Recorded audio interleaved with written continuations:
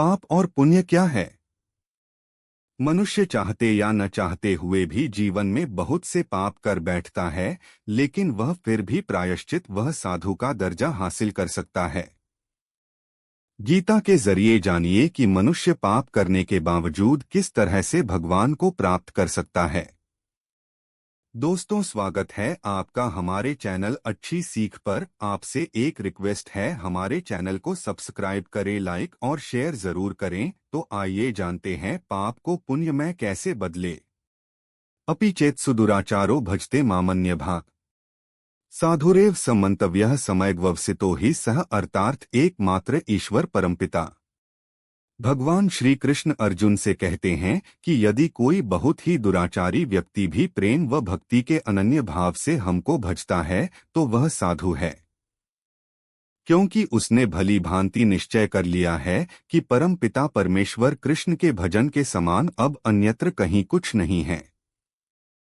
यदि कोई व्यक्ति जीवन में बहुत पाप किया है, उसने कभी कोई पुण्य पाप का विचार किया ही नहीं है, केवल अपने भौतिक व इंद्रियों के सुख के लिए ही जीवन जिया है।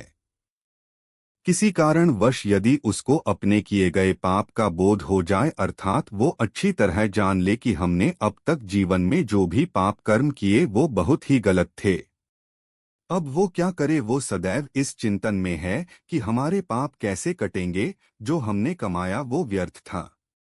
उसको प्रायश्चित होता है।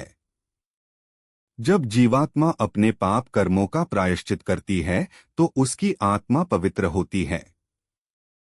वो सदैव इस पाप को मिटाने के लिए युक्ति की तलाश करती है। यह परमेश्वर कृष्ण कहते हैं कि वो अपने पापों का प्रायश्चित करके दोबारा पाप न करें, ऐसा निश्चित करके अनन्य भाव से हमको भजना प्रारंभ करता है, अर्थात उसका अब मेरे सिवा कोई आलम्ब नहीं है।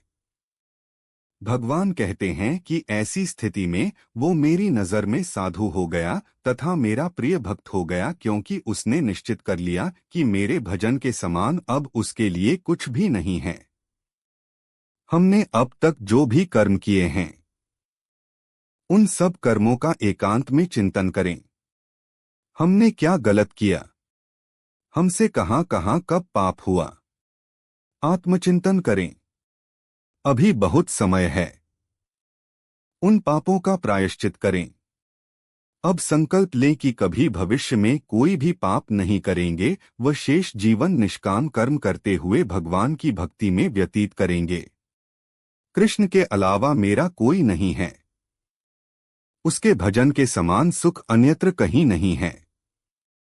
ऐसा करने पर आप भगवान के प्रिय बन जाएंगे तथा आपका जन्म सार्थक हो जाएगा।